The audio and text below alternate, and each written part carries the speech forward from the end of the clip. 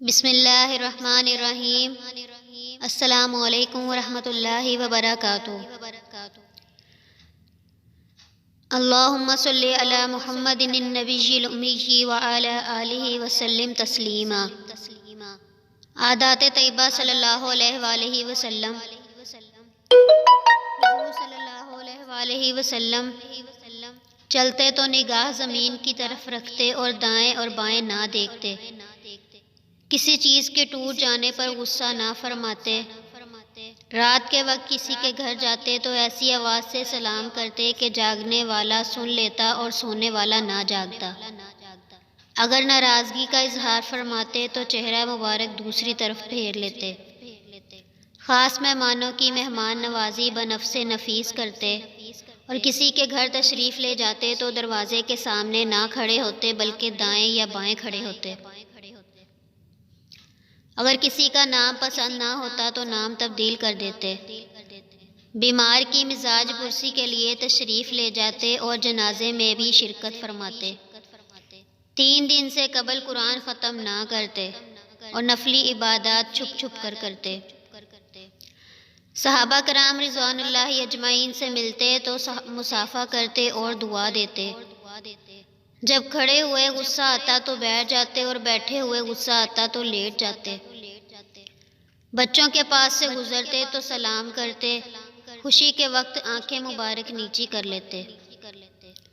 3 چیزوں سے دوسرے آدمیوں کو بھی بچائے رکھتے، کسی کی مذمت نہ فرماتے، کسی کو آر نہ دلاتے اور کسی کا عیب تلاش نہ کرتے۔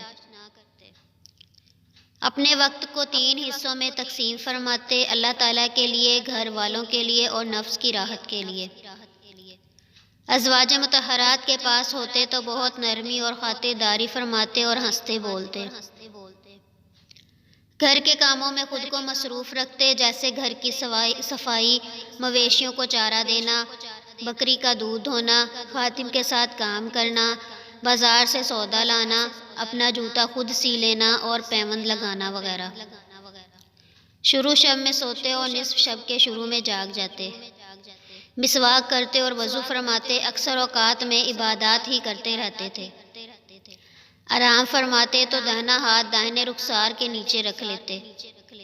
سوتے وقت کوئی نہ کوئی سورت ضرور پڑھتے۔